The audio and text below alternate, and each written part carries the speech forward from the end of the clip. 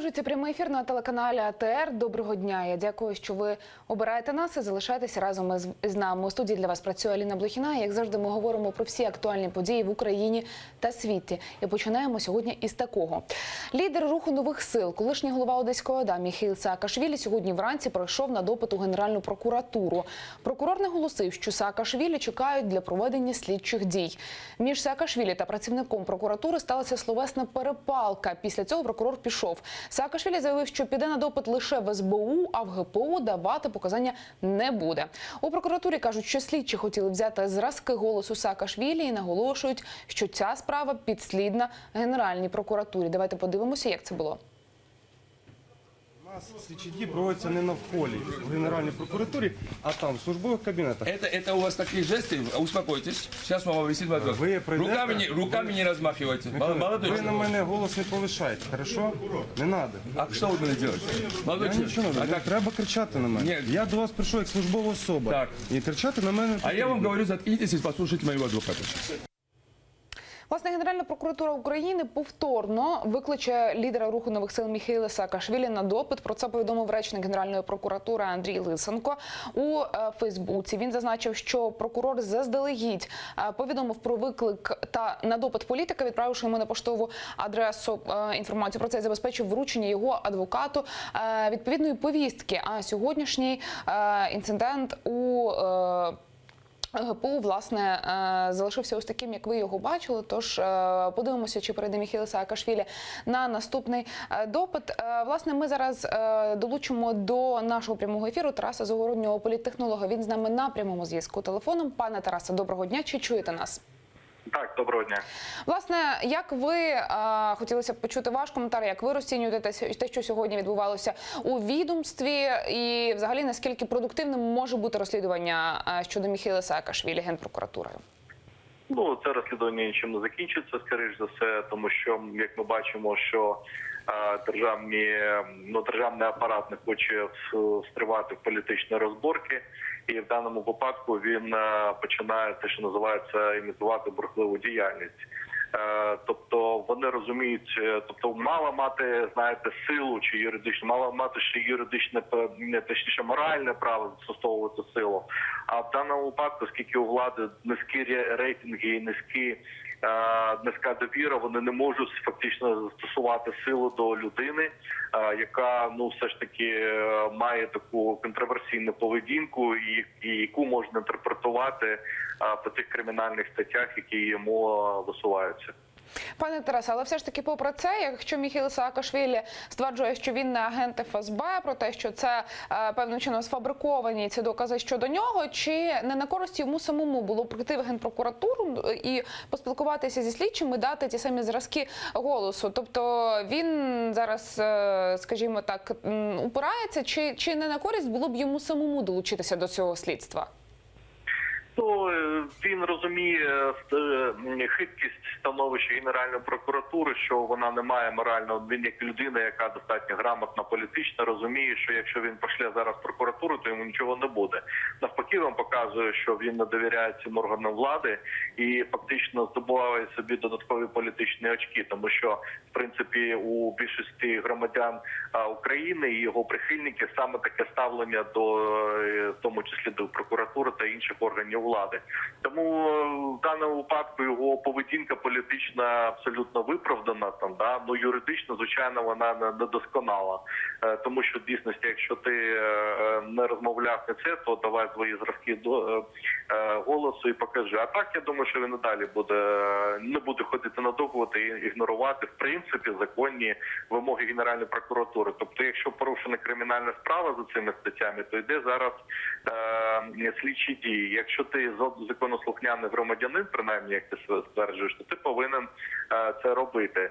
Я щось сумніваюся, що пан Саакашвілі зміг себе поводити так само в Грузії, принаймні стосовно органів влади. Тому тут він може, на жаль, собі це дозволити.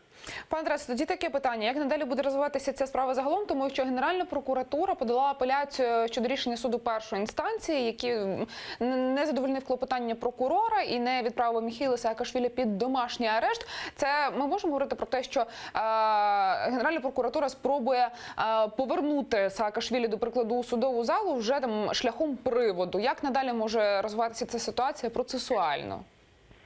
Ну, процесуально вони суди теоретично можуть це робити, але я не думаю, що суди на це підуть, бо наші суди теж вже навчені, що краще політичні справи не стривати, і вони, як це не дивно, починають діяти по закону, так, а по закону вони розуміють, що до них не буде ніяких претензій.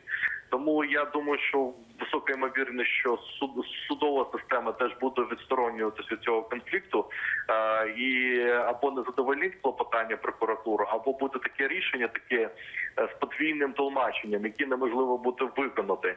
І при цьому судді просто вмиють руки. А щодо силового приводу, ну так вже його вже проводили силовим способом з костьольної. Що з цього вийшло, ми всі бачили. Тому я не бачу, як далі буде розвиватися ситуація з силовим приводом і так далі. Пане Тарасе, ну ще хочу вас попросити прокоментувати ті події, які відбувалися напередодні. Нагадаю нашим глядачам, що напередодні пройшов черговий марш за імпічмент. Безпосередньо на ньому був присутній Міхеїл Саакашвілі. І от завершилося, скажімо так, завершився цей марш. Ця хода пішла до Жовтневого палацу, де в той момент проходив концерт, і його почали штурмувати. Сам Саакашвілі сказав про те, що була домовленість, що начебто народні депутати, які його підтримують, домовилися про те, що вони зможуть там орендувати 2 кімнати для створення штабу. Навіщо це було робити? Ну, тобто, Саакашвілі сказав про те, що я побачив там Нацгвардію, сказав, щоб люди пішли назад. Це була провокація. Хто тут, які інтереси лобіював, як гадаєте?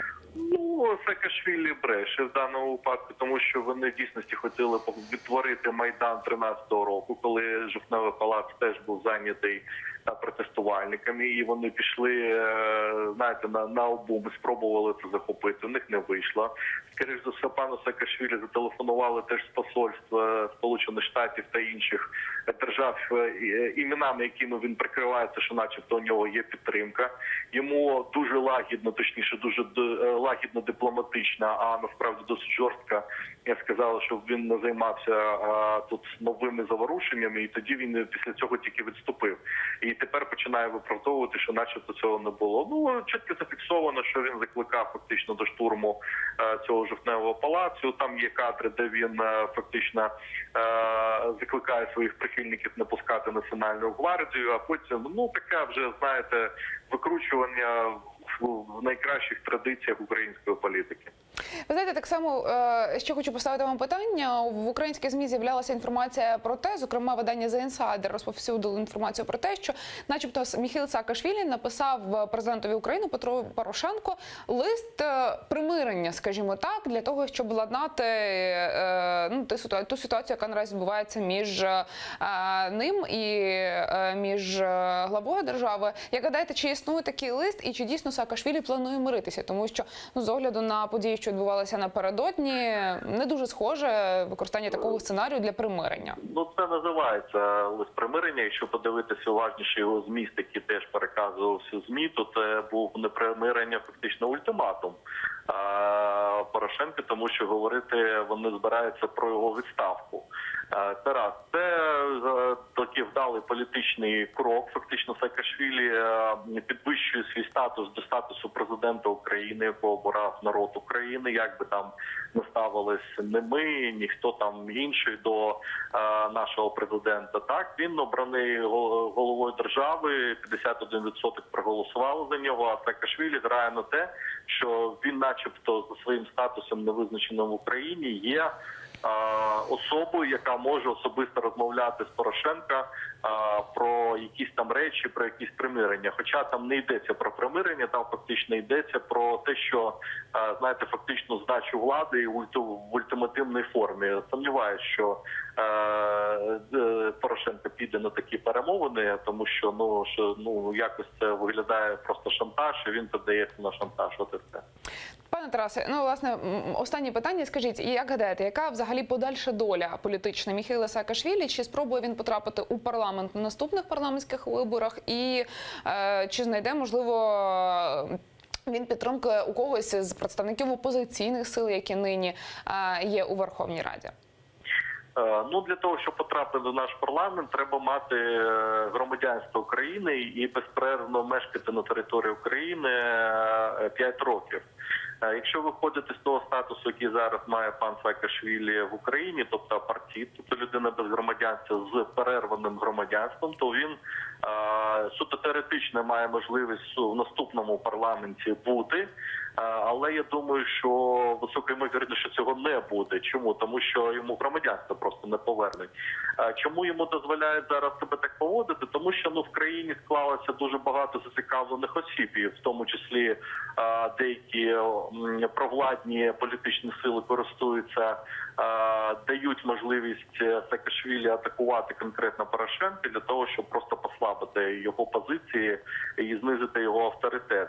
А як тільки питання буде, тобто він грає роль зараз торпеди. Як тільки питання буде вирішено, залагоджено чи примирено буде все ж таки в переговорному процесі і в провладному таборі теж, Саакашвілі просто буде не потрібен і, скоріш за все, він буде депортований з нашої країни. Але все ж таки, якщо ми згадаємо, до прикладу, той самий перетин кордону то його приїхала підтримувати не тільки та частина депутатів, яка наразі разом із ним виступає під час цього протестного руху, а також, зокрема, голова фракції «Батьківщина» Юлія Тимошенко. Чи має він наразі, 2 місяці пройшло з того часу, як почалися акції протесту біля парламенту, як почалися ці марші, чи має він, чи здобув він підтримку, чи втратив він підтримку за ці 2 місяці, як гадаєте?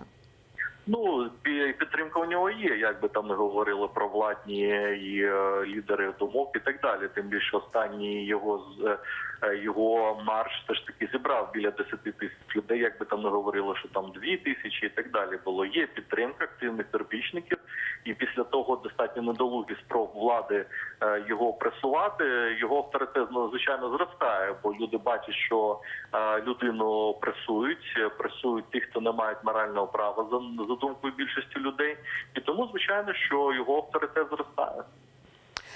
Пане Тарасе, я дуже дякую вам, що ви знайшли час, долучилися до нашої розмови. Тарас Загородній, політтехнолог, був з нами на прямому зв'язку телефоном. Ми говорили про Міхеїла Саакашвілі, про марш, який відбувався напередодні, про сьогоднішній допит у Генеральній прокуратурі, який не відбувся, тому що у відомстві назвали неявкою, вважають неявкою прихід сьогодні Міхеїла Саакашвілі, адже конструктивної розмови у нього із представниками Генеральної прокуратури не вийшло. Власне, що відбувалося напередодні, після участі у марші за імпічмент лідеру руху нових сил Міхеїл Саакашвілі у неділю 17 грудня заявив, що у Жовтневому палаці на вулиці Інститутській буде облаштовано координаційний штаб. Після, власне, того, як туди пішов Міхеїл Саакашвілі разом зі своїми прибічниками, після протистояння із силами Національної гвардії та правоохоронцями, учасники акції все ж прорвалися до холу Жовтневого палацу, далі їх не пропустили нацгвардійці. У той час, як відбувалися ці події, у Жовтневому палаці тривав концерт. За фактами подій біля Жовтневого палацу на Інститутській було зараз наразі порушено 3 кримінальні провадження. Власне, сам Міхеїл Саакашвілі заявив, що не закликав учасників акції до захоплення Жовтневого палацу. Пізніше він сказав, що рух нових сил повністю відмежовується від штурму і закликав покарати провокаторів. Власне, що насправді відбулося напередодні, зараз розпитаємо у Семена Кривоноса, голову осередку руху нових сил у Київській області. Він з нами на прямому зв'язку. Пане Семене, доброго дня. Чи чуєте нас? Вітаю, чую. Так, розкажіть, будь ласка, про ті події, які відбувалися напередодні у Жовтневому палаці. Міхеїл Саакашвілі сказав, що рух нових сил відмежовується від цього процесу. Що тоді там відбувалося? Хто були ті люди, які пішли з штурмом на Жовтневий палац? Ми розцінюємо всі ті події, які вчора відбувалися під Жовтневим палацом, як виключно сплановану, зорганізовану провокацію проти нашого мирного протесту. У нас є вже певні докази того, що відбувається, ми вже це озвучуємо, тому що за інформацією, якою володів пан Михайло, там у Жовтневому палаці повинен був бути облаштований координаційний штаб, і була попередня домовленість, начебто, зі слів з адміністрацію Жовтневого палацу, стосовно того, що можна орендувати 2 невеликі приміщення для координаційного штабу не мітингу, а дружин ув'язнених політв'язнів бійців АТО. І Михайло Саакашвілі після своєї промови вирушив до Жовтневого палацу. І тут виявилося, що жоден склад включений спеціальними кордонами Національної гвардії, підрозділів, спеціальних підрозділів поліції, всередині вже були нацгвардійці і поліцейські, проходив концерт джазовий, там були ніяких дітей, як зараз там намагаються повідомити всім, що там були якісь діти. Жодних дітей там не було, там був концерт. Хіба що, якщо вважати національних гвардійців протигазових дітьми, але вони на дітей не схожі. І група провокацій з білими стрічками, якою, за нашу інформацію, ціла помічник заступника голови адміністрації президента, вона ще не перевірена, але ми її уточнюємо. З білими стрічками, начебто, зі стрічками руху за імпічмент, хоча вони не були схожі, в балаклавах. І як тільки процесія на чолі з Михайлом, вона там десь 100-150 чоловік підходить і почала до Жовтневого палацу, спричинилася штовхнина і бійка з поліцейськими і з Національною гвардією. Почали кидати петарди, там встановили якісь там прилади незрозумілі, потім застосували газ, і це все було. І там дуже чітко видно, як пан Михайло закликає наших прихильників і всіх, і провокаторів Національної гвардії, всіх відійти. Жодним чином не чинити провокації. Це дуже чітко видно на відео, яке виложено на своїй сторінці. Тому ми розцінюємо це як виключну провокацію, яку вони намагалися чинити вже близько кількох місяців наряду з репресіями. Також дискредитувати наш мирний марш.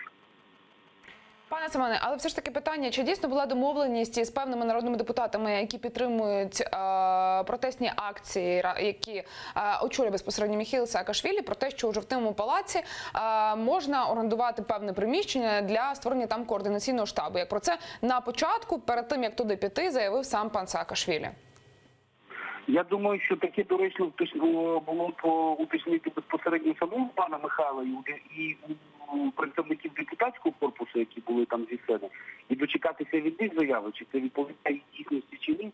Але усі абсолютно учасники нашого маршу знали саме стосовно такої домовленості. Ніхто не намагався і взагалі не планував захвачувати ніяких адміністративних чи громадських будівель. Абсолютно повністю розуміємо, що це зовсім кримінально караний. І в жодному чином, десятки тисяч разів повторювали зі сцени, що ми не будемо жодним чином захвачувати жодну адміністративну будівлю. І Михайло говорив, що ніяких кривавих майданів не буде, і тим більше, що ми не будемо ініціаторами цих подій. І тут сталося те, абсолютно діаметрально протилежні речі, виявляється, і все було обставлено так, начебто сили, активісти руху Нових Сил та ініціатори маршу намагалися захопити Жовтневий палац. Що таке Жовтневий палац? Це там Порошенко ховався, чи що там було? Там він не має ніякого значення ні для протесту, ні мирного, ні будь-якого. Тобто нам не було жодної цілі. Це ж не з імені, вибачте, за такий каламбур. І ми не революціонери, не большевики. У нас нормальний мирний протест, і жодним чином у нас не було в планах захоплювати адміністративні будинки, тим більше палац мистецтва культури. Ну це абсолютно нонсенс, і ніяк підписується в нашій цілі наше бачення розвитку подій. Пане Семене, я хотіла ще також у вас запитати, можливо, ви можете нам щось детальніше розповісти. У ЗМІ була інформація про те, що Міхеїл Саакашвілі написав листа президенту України Петру Порошенку для того, щоб, скажімо так, примиритися, зняти ескалацію, яка відбувається у суспільстві, за інформацією видання The Insider. Чи відомо вам про існування такого листа? Пан Михайло говорив про те, що якби навіть такий лист був можливий, вчора це на протесті було заявлено, то він стосувався б, в першу чергу, так дійсно перемовин, але перемовин, які б говорили про фактично мирну передачу влади в конституційний спосіб народу України. Це була основна його теза, яка була вчора озвучена зі сцени.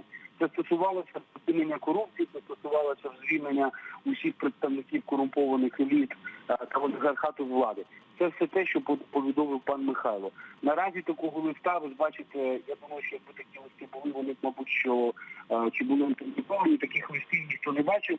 І навіть якщо звернення пана Михайла було, то я абсолютно впевнений, що воно було в такому контексті. Пан Михайло жодним чином не піде на компроміси, на якісь договорники, вибачте за таке слово, з діючими елітами, про це він неодноразово заявляв, і своїми діями це доказував. Так що я не бачу посилань на примирення саме з президентом. Тут має бути виключно конструктивний діалог та вирішення конфліктної ситуації. Пане Семене, дякую вам дуже. Почули вас. Керівник Київської міської організації Руху нових сил Міхеїл Саакашвілі Семен Кривонос був з нами на прямому зв'язку телефоном. Зараз продовжуємо обговорювати цю тему і не тільки. З нами зараз готовий долучитися до нашого прямого ефіру заступник голови фракції Блоку Петра Порошенка Олексій Гончаренко з нами на прямому зв'язку. Пане Олексію, доброго дня. Чи чуєте нас? Доброго дня, чую вас. Власне, ми зараз говорили про те, що напередодні відбувалося у центрі міста, про штурм Жовтневого палацу на Інститутській. Хотілося б ваш коментар почути з приводу цих подій, тому що сам Саакашвілі і Рух нових сил відмежовуються від цього, кажуть, що це була провокація. Ваша позиція яка? Ну, ми всі бачили відео, на якому Саакашвілі каже, йдемо до Жовтневого палацу і там буде наш штаб. Як кажете, це хто ж зробив цю провокацію? Сам пан Михайло, напевно?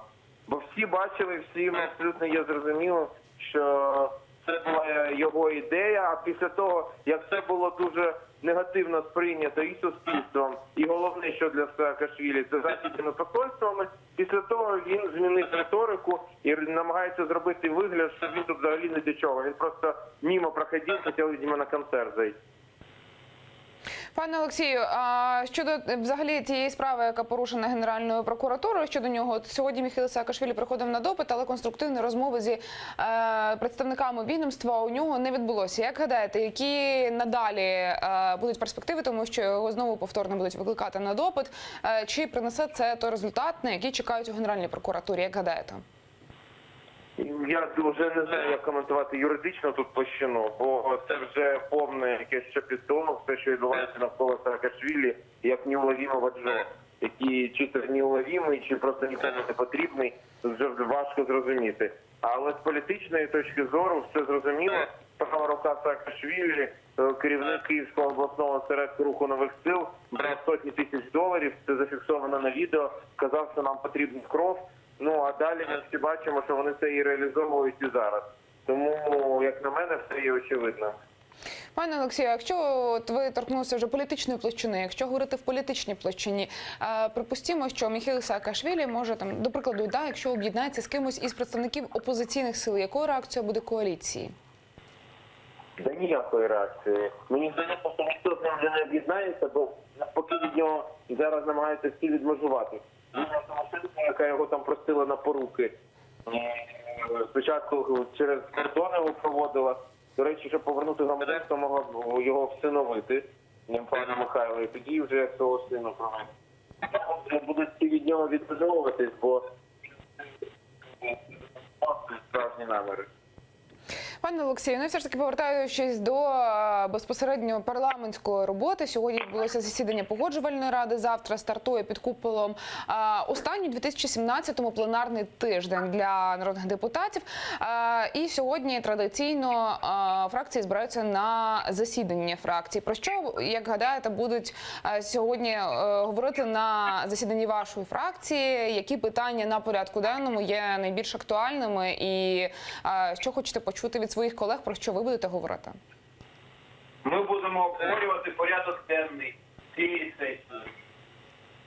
В принципі, ніяких спеціальних нас тем немає. Порядок денний – це головне, є що розглядати, є що приймати. Тому сподіваюся, що цей тиждень буде результативним.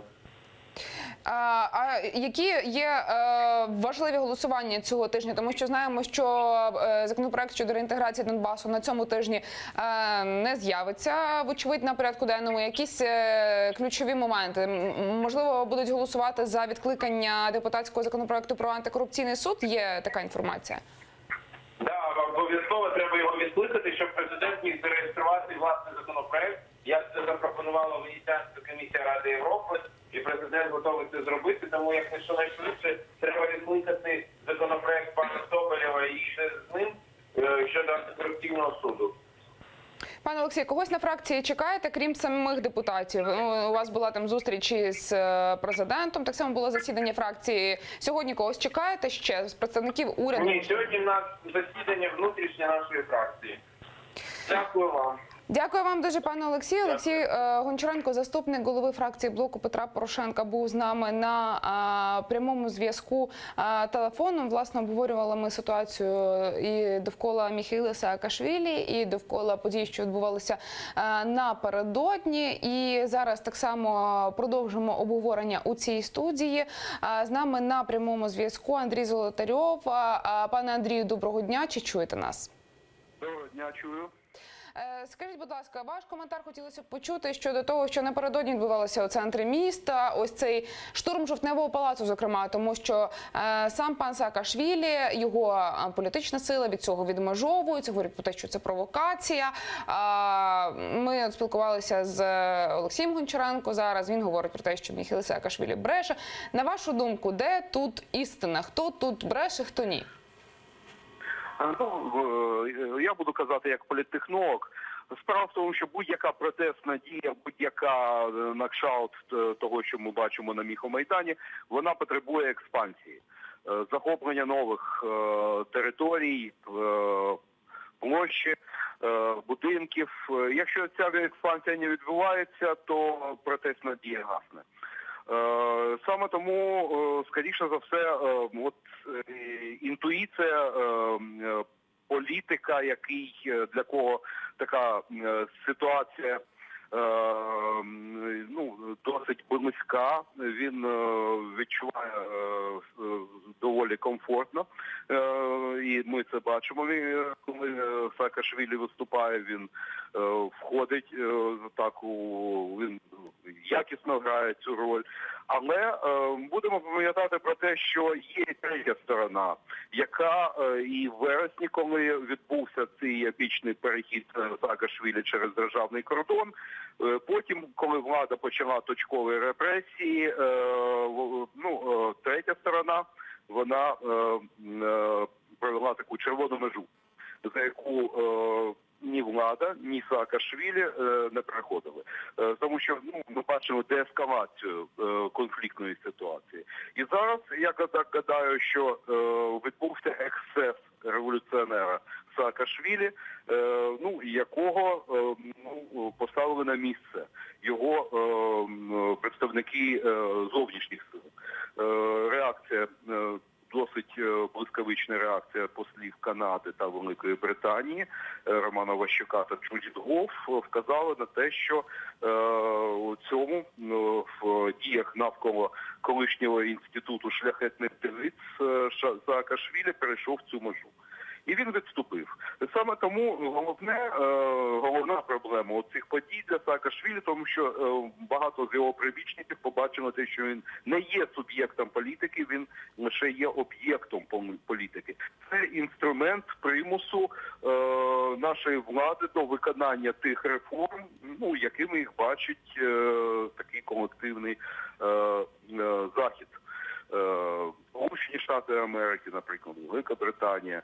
І я так гадаю, що неприємності Петра Олексійовича на кшталт Міхомайдана будуть тривати до того часу, доки не буде ясна відповідь на питання того, чи піде на поступки влада, чи вона буде намагатися все ж таки грати більш незалежно і автономно від зовнішніх партнерів.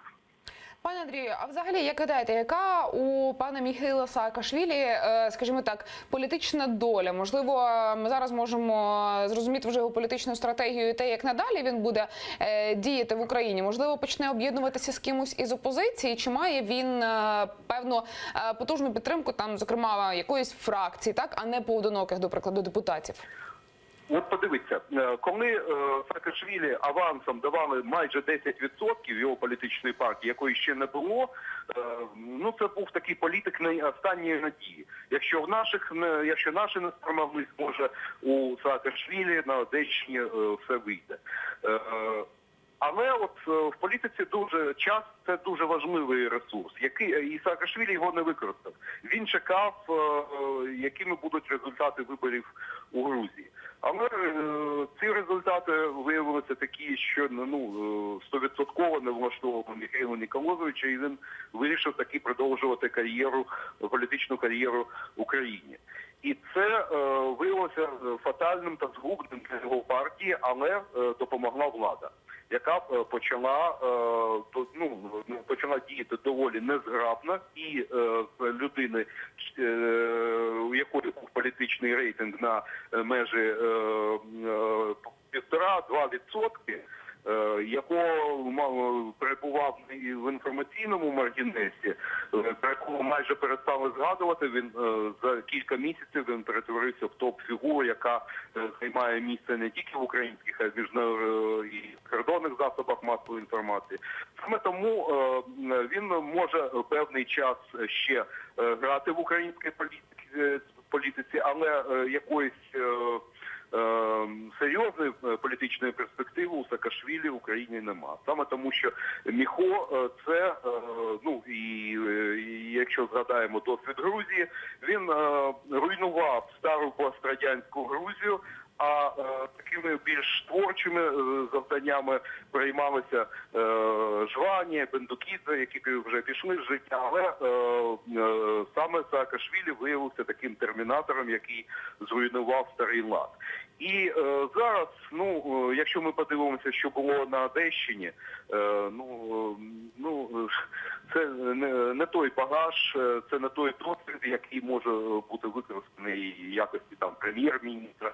Саме тому вірогідність того, що Міхеїл Саакашвілі отримує цю найвищу посаду, з якою він, скоріше за все, погодився на ній працювати, вірогідність цього дуже низька. Пане Андрію, якщо ми говоримо, що не слід Міхеїлу Саакашвілі чекати на те, що він може обійняти якусь вагому посаду в українській владі, то як гадаєте, чи готовий тоді він піти на певні поступки? Скажімо, примиритися із главою держави і піти, скажімо, з ними працювати в одне якесь русло?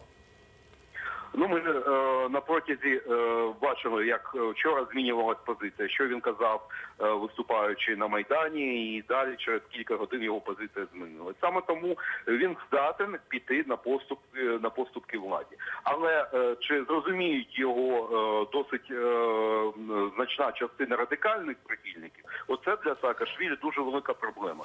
Саме тому, що якщо лідер, він не референтен до прихильників, то у нього виникають дуже великі проблеми. Саме такі проблеми можуть виникнути у Міхеїла Саакашвілі.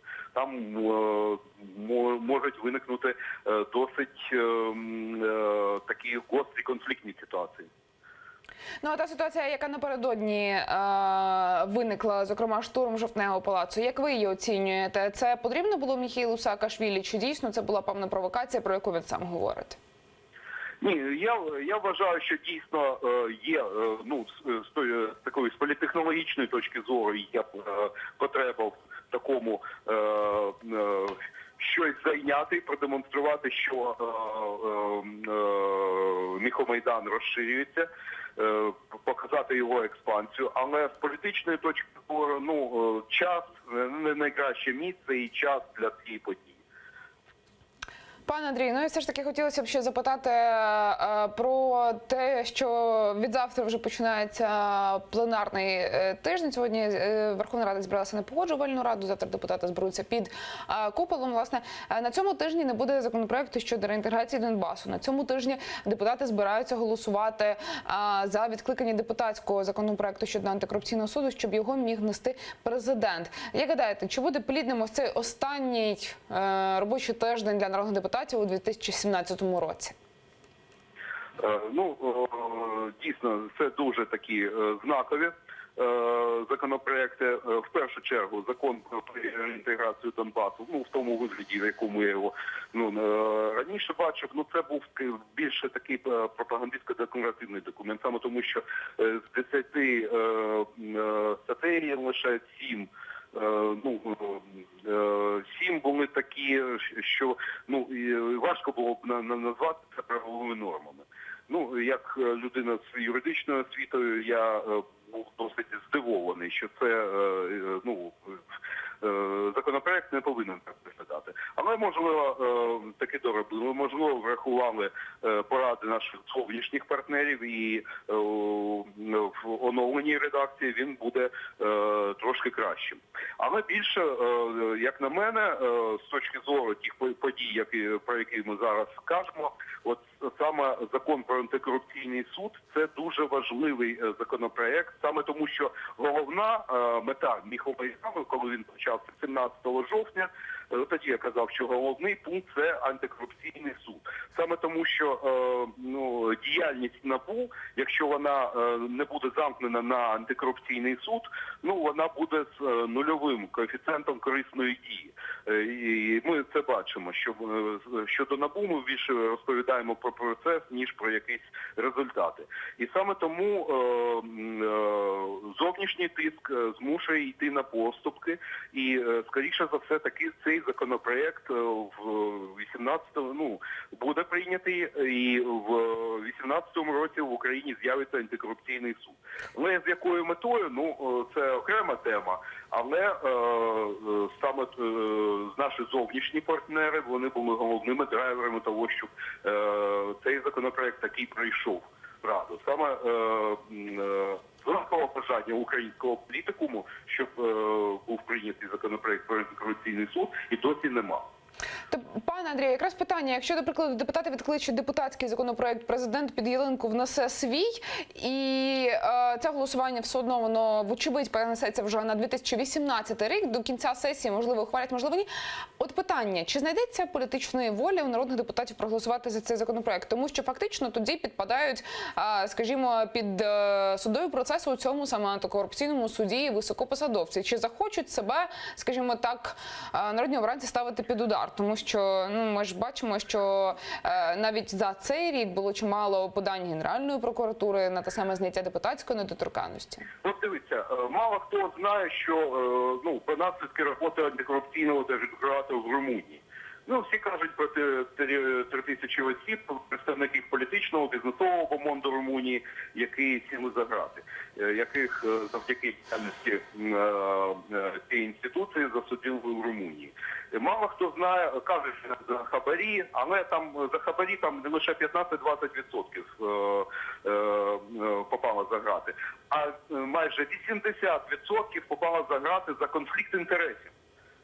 І саме тому, якщо таки з'явиться в нас антикорупційний суд, то рано чи пізно з'явиться криміналізація, ми отримаємо криміналізацію конфлікту інтересів. От тоді буде саме цікаво. І це депутати дуже добре розуміють, що буде далі. І саме тому ніхто з доброї волі не буде легалізовувати власних могильників.